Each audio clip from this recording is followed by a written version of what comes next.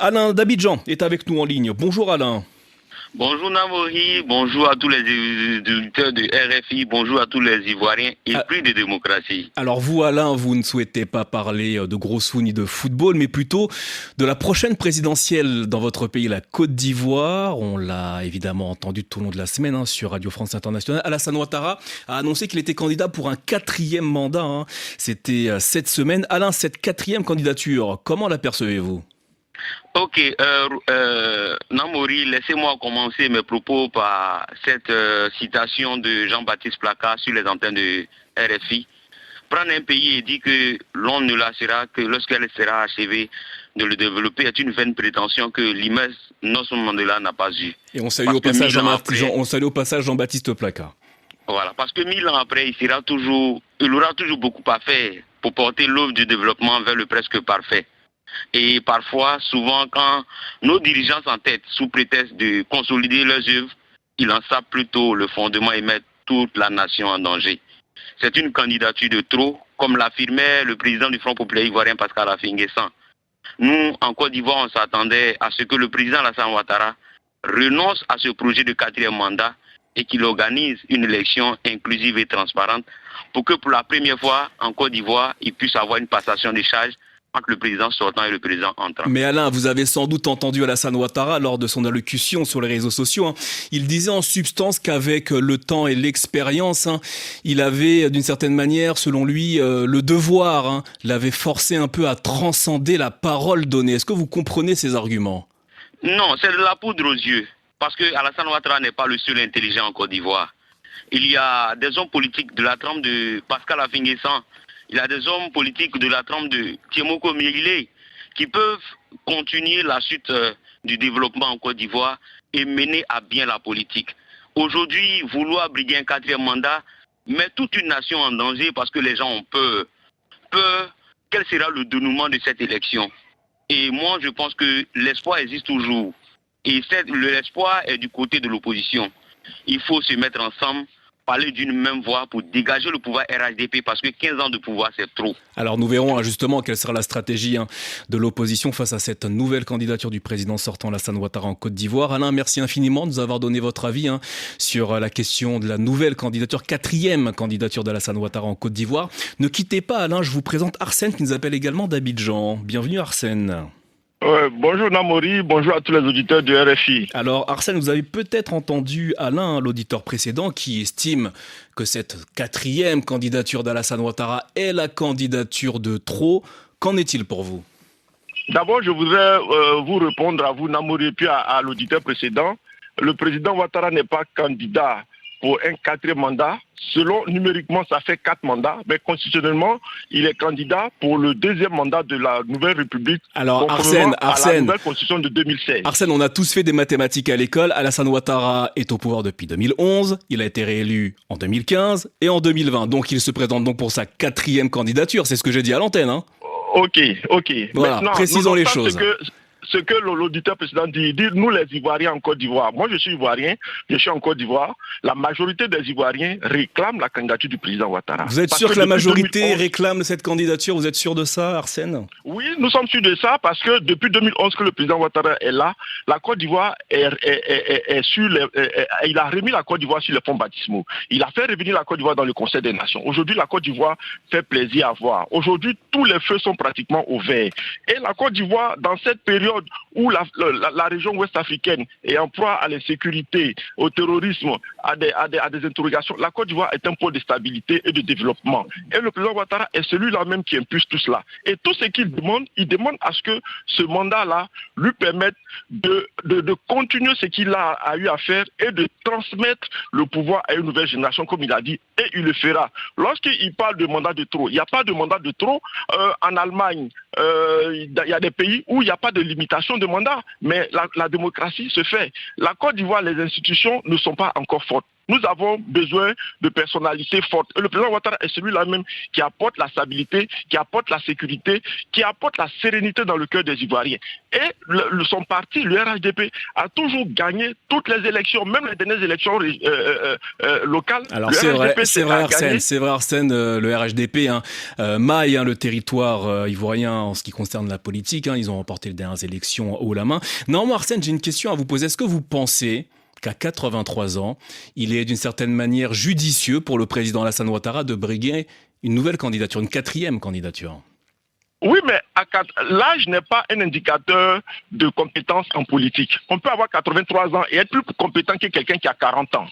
Tout dépend et le président Ouattara l'a dit, sa santé mentale et physique lui permet d'assumer à ces charges-là. Mais vous savez, Arsène, que d'autres présidents encore en Afrique le disent également et que c'est pas forcément le cas. Oui, mais on ne va pas faire des similitudes. Prenons le cas du président Ouattara. Et pour l'amour qu'il a pour la Côte d'Ivoire, je suis convaincu que s'il estimait qu'il n'était pas apte, il allait renoncer. S'il décide d'y aller, c'est parce qu'il s'estime apte à continuer. Et il a dit tout à l'heure, aujourd'hui en Côte d'Ivoire, l'opposition n'a pas envie d'aller aux élections. Hier même, Awa Domelo, un dissident du PPAC, il a dit, que lui, il porte sa candidature parce qu'aujourd'hui, on est face à une stratégie de boycott de l'opposition. Et c'est parce qu'ils savent qu'ils ne vont pas gagner l'élection, qu'ils trouvent des arguties, des subterfuges pour ne pas que l'élection se fasse. Et aujourd'hui, on voit, au PPAC, il y a des voix qui s'élèvent. Awa Domelo a dit qu'il est candidat parce qu'il ne veut pas cette politique qui est menée par cette opposition, je dirais inconsciente, qui ne sait pas ce qu'elle veut. Alors, c'est pareil au PDCI Arsène, avec Lyon. Arsène, je vais être obligé d'abréger votre intervention car il y a énormément de monde au standard qui souhaite... Geoffroy Julien Kouao, bonjour. Bonjour. Êtes-vous surpris par l'annonce de cette candidature d'Alassane Ouattara? Non, pas du tout surpris.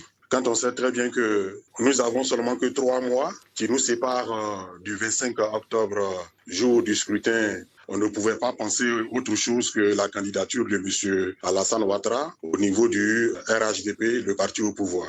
Alassane Ouattara précise que sa santé lui permet d'être un nouveau candidat. Y avait-il des doutes sur son état de santé ? Là, je ne le sais pas, mais dans tous les cas de figure, l'état de santé n'est pas une des conditionnalités pour être candidat à l'élection présidentielle de Côte d'Ivoire. Et il précise que le pays fait face en ce moment à des défis sécuritaires, économiques et monétaires sans précédent.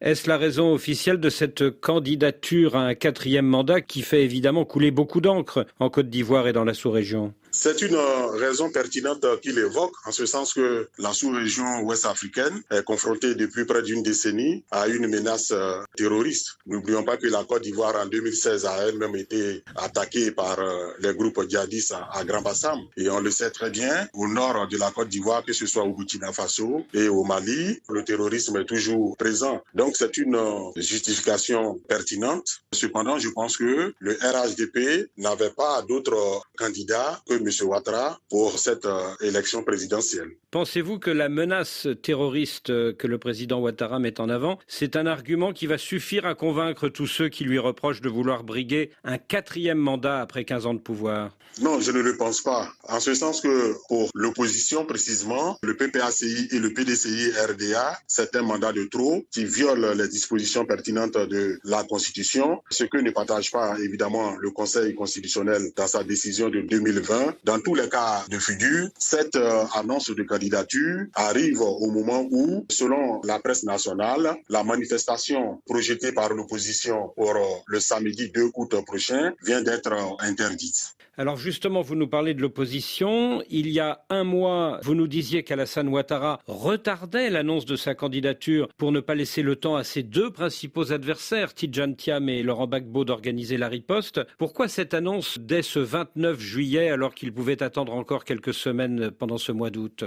Je pense que M. Ouattara s'inscrit dans une stratégie. Vous savez très bien que la période du parrainage a débuté. Les dépôts de candidatures ont commencé depuis le 25 juillet dernier et se poursuivent jusqu'au 26 août prochain. Et évidemment, selon toute vraisemblance, la liste électorale ne sera pas révisée et donc M. Ouattara pense que le timing est bon pour annoncer sa candidature et aller à la conquête des parrainages et surtout mettre en place toutes les stratégies pour sa campagne électorale. Évidemment, on attend la réaction de l'opposition. M. Laurent Gbagbo et M. Tidiane Thiam vont certainement réagir et tout cela va permettre de voir ce qui va se passer dans les prochains jours. Depuis quelques jours, la tension est forte entre la Côte d'Ivoire et le Burkina Faso, suite à la mort en prison à Abidjan de l'influenceur burkinabé Alain-Christophe Traoré, alias Alino Faso. Est-ce que l'annonce politique de ce mardi n'a pas aussi l'avantage de détourner l'attention de cette crise entre Abidjan et Ouagadougou?